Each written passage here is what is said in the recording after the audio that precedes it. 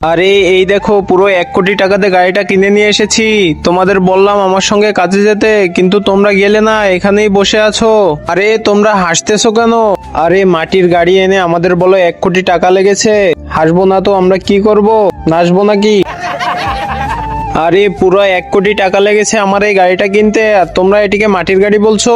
হ্যাঁ, এটা কি করে সম্ভব? আমার গাড়ি তো পুরো ঠিক ছিল, এটি মাটির কিভাবে হয়ে গেল? আরে ধুর, শালা আমাদেরকে বোকা বানাচ্ছে। মাটির গাড়ি এনে বলে 1 কোটি টাকা লেগেছে। চল চল এখান থেকে চল, শুধু শুধু সময় নষ্ট।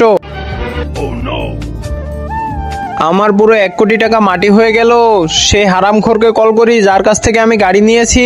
Time to call is currently not reachable. Number বন্ধ বলে, দেখি আবার কল করি। আবারও নাম্বার বন্ধ। মনে হয় শালা আমাকে বলদ বানিয়ে দিয়েছে। ভালো করে দেখে নে, পরে কিন্তু কোনো কথা বলতে পারবি না। 70,000 টাকার বাইক 5,000 টাকায় দিচ্ছি তোকে। আচ্ছা ঠিক আছে। টাকা দে তাহলে। ঠিক আছে তাহলে, যা যা। আরে ভাই সাহেব, তোমার কাছে তো কোনো বাইক ছিল না, বাইক কোথায় পেলে? আরে মাত্র বাইকটা কিনে এনেছি। আচ্ছা তুমি এখন কোন দিকে যাবা? সামনের দিকে যাব। এই অসহায় বাবাটির জন্য কেই বা লাইক সাবস্ক্রাইব করবে? আমি জানি দুষ্ট বাচ্চারা লাইক সাবস্ক্রাইব করবে না, ভালো বাচ্চারা লাইক সাবস্ক্রাইব করবে। আমার 1 কোটি টাকা কত কষ্টে গুছিয়েছিলাম। আরে এই দেখ, মাত্র 5,000 টাকায় কত সুন্দর একটি বাইক কিনেছি। তোর মতো মাটির গাড়ি কিনে ধরা খাইনি আমি।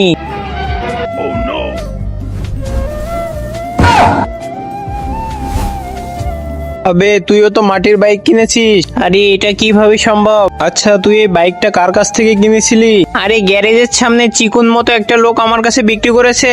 আমিও তো ওর কাছ থেকে গাড়ি কিনেছি।